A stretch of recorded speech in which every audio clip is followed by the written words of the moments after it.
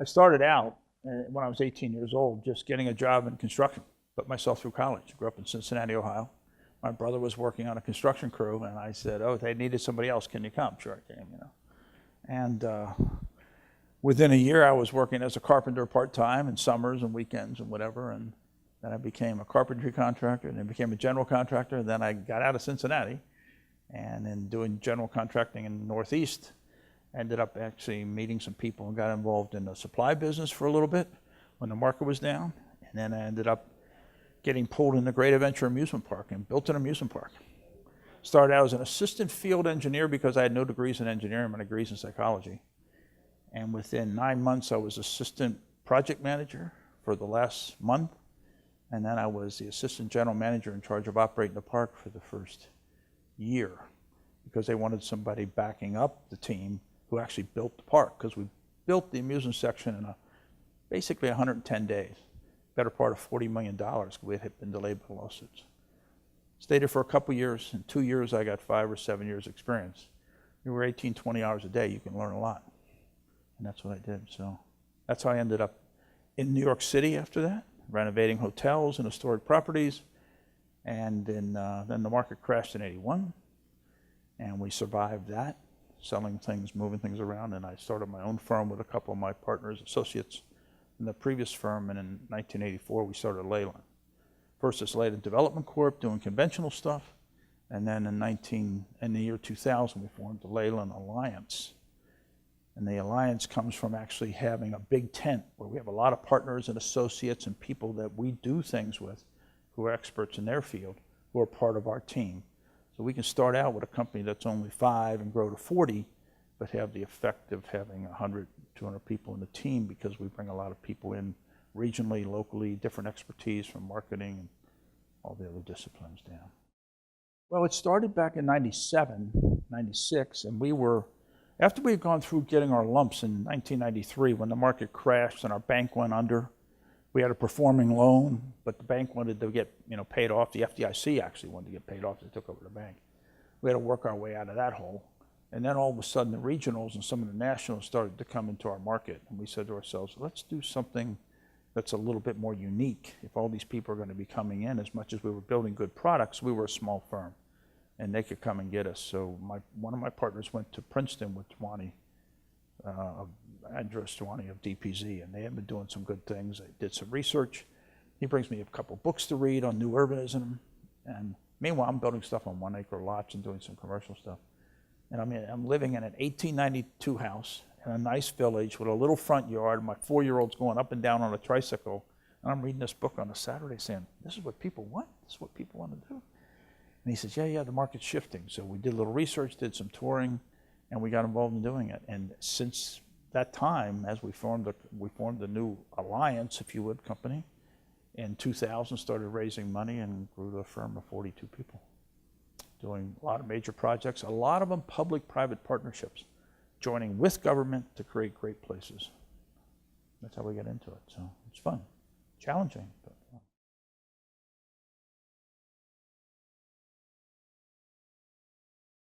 It's an interesting question. Sustainability has become this buzzword around it all. We were building highly sustainable, highly energy efficient homes back in 1990, 91, 92, 93, using engineered wood joists and sophisticated mechanical systems and zoning and all, high insulation values and all that stuff. When we got into the stuff we were doing in the year 2003, 2004, it was over the top in the market in terms of doing that. Our goal was to have the mechanical system start up half the time and run twice as long as other mechanical systems, and therein save the equipment and keep the energy costs down. The market loved it, but when you ask them to pay a premium for it, they wouldn't do it. All right? So the whole thing of sustainability and value was a really tough equation. It's only when you start to do something that is socially good, to where you're protecting the environment, you're saving the trees, you're saving the land, you're not using irrigation as much, those kind of things. People started to value that more. And it was really the millennials that started to value it much more than our buyers, who were often older buyers. It's evolved, if you would, to be much more important today, especially for people your age. And it's all getting better. It was all It didn't pencil, for those of you in this business of numbers, it really didn't pencil to do it, but today people want it. It's like, you know, do people buy Prius? Yes, they do. There's a market that does that. It's not everybody. What level of performance do you want to do? But there is a market for it, and I think in the long run, it's very important. So there's a lot of other ways to be sustainable without necessarily having to spend extra money. We were able to find a way to be highly energy efficient without spending more money because we actually built the home as a thermos bottle and sealed it and learned about it as a science back in 2002, 2003. And therein, by sealing it, we could reduce the air conditioning size to nearly half of what it was, save that money and put it back into the envelope. And it works. On a 30-year basis, the market is millennials. Millennials want it. It's going to be market driven. It actually is in some markets now, okay? But a lot of towns are moving ahead in very progressive financing. They're actually, in the town I live in, we have financing where you can upgrade your home for $10,000 to make it more energy efficient, and they will loan you that money and then you pay it back in your tax bill at a 3% rate, and things like that that are going on. Meanwhile, there's other initiatives that I'm involved with, a lot of not-for-profits. You know, bring your own bags to the supermarket, that kind of stuff, you know. Those kind of things are going on now.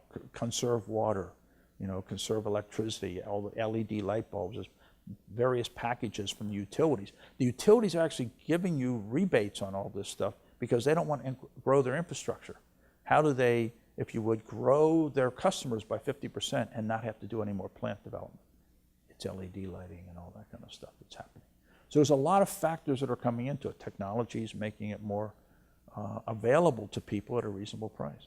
And so a lot of my friends, a lot of people I know in these buildings are going in and buying $14 light bulbs because they know it's a 2 to 3 year payback.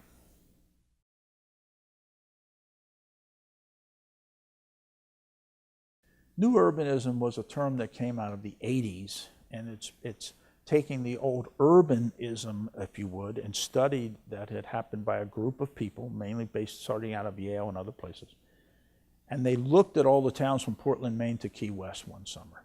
They looked at how they measured, how they fit, how they this, how they that. And in doing what was a mathematical, pictorial design exercise, they really started to understand the social side of it and how it's really important. So they tried to figure out how to do that. They gave it the name New Urbanism. And it's really, if you look at the Congress for New Urbanism charter that was done back 25 years ago now, it's the 25th anniversary of that. It lists all the things, sustainability, all those things are in there, making it walkable. But the New Urbanism term gets people a little twisted. Using the term urbanism, a lot of people don't understand it. They don't necessarily want urban. City people do, they understand it. But much of the country is not city. Villages and hamlets. They don't want urbanism. So if you just take it and say, create walkable communities, they love it. Everybody sees walkable retail, things are at hand, community, developing community, bringing the casual socialization together. Those things are really important, and they've evolved. If we've actually as you spend more and more time on these devices, you know what you like is socialization, right? And so I think of it today as placemaking, right? And one of the early adopters of placemaking that you all know and love is Starbucks. You can be driving down a highway filled with strip centers and everything else, and you wonder, why am I here? What's going on? I'm driving through this stuff. I'm waiting in traffic. And then you see a Starbucks sign, and you pull in, and you know what's going to be there when you're going through the door. It's a little environment. It's a place where you go in and you get the coffee, you feel comfortable, you do some emails, work on a few things, and you get back in your car and go again. So why not have more of that? Why can't not have that in villages? Why not have that in hamlets? That's what people want, walkable communities. You can call it New Urbanism, but if you think of it as walkable communities, everybody wants that.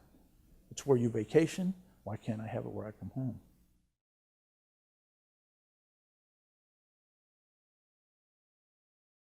Warwick Grove was our first try at this. There we were in Warwick, building 2 other conventional projects. Now one of them was Horizon Farms, which was a little community. It was a 100-acre site, 49 homes, Had a little swimming pool, a tennis court, a lake, a little clubhouse. It was a little community, but it was 5 miles outside of town because that's where the land was. That's what we did in 84, 86 and stuff. We were finishing that up. We had another one going on. That's when this idea of new urbanism came up and getting involved in trying to do a traditional neighborhood design, another name for it. We found a piece of land that was condominiums. And we went to the town and said, hey, we want to put an addition on your 150-year-old village, right? Here's a great village. You got a great village in Warwick. We want to put an addition on it. Can we get 8 units to the acre, blah, blah, blah. In the end, because the schools were filled and everything else, we had to make it 55 and over, which we thought at the time, looking at what happened with baby boomers retiring, would be a great thing. And in fact, it was. So we actually took this piece of land that was 120 condos and a pile of rocks on 22 acres that we got for $50,000. We had to take that to get the other. We knew we wanted it, but it's another part of the deal. Anyway, we took that blasted rock, better part of 4 years as we were building it, used it on site, never took a truckload on, and created this great place. Started off at 30 sales the first year, 40 sales the next, 215 units, single-family townhouse and multifamily with a clubhouse, 9 parks, and a little post office. Sweet little project right next to a park. Had many good things going for it. Took us forever to get it entitled. We had to create our own zoning called a planned adult community zone. Again, 30 plus first year, 40 the second year, then the market crashed. There we were. Phase 2 started, across the creek to get to phase 3, and we went to 20 sales, 16 sales, 8 sales. Talked to the bank, worked it out with the bank, took our mortgage, stretched it out a little bit, and in the end, we just finished it. Did well. We went from selling homes at an average price of like $440 down to about, $540. We dropped it down to about $425, and then they've been back up again to where we finished closer to $500,000. It worked out. We got through it. It gave us a reputation for actually building this product, and with that start of it, we actually got then Hammond's Ferry project, we got the East Beach project, and eventually we got Storrs, Connecticut, which was a much more complex mixed-use project.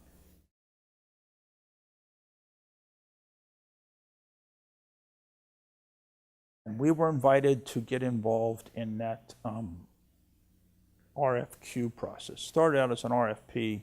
We convinced the town to make it into an RFQ. It was a very complicated site, good location.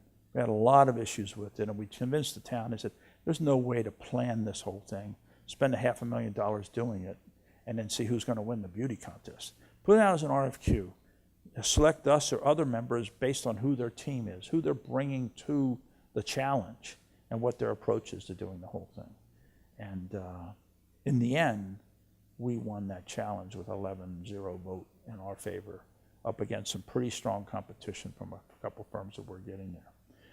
The reason they were trying to build this new village is because here you are at the University of Connecticut, big basketball school, championships and this, that, and the other. There's no there. It's 30 miles east of Hartford, and I have pictures in my presentation today. There were little strip centers that were pretty dog-eared, pretty beat up, and there was nothing else there.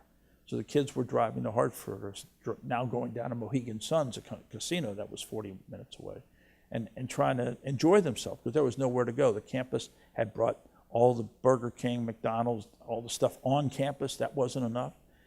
And the study, they were finding out at the state level is they were losing. It was a brain drain on the state. I think the stats were something like in 1993, 94, 95, when they were doing these studies, they were losing 80% of the top 25% of the high school students in the state were going out of school to other colleges, and they were not coming back. Only 20% was returning.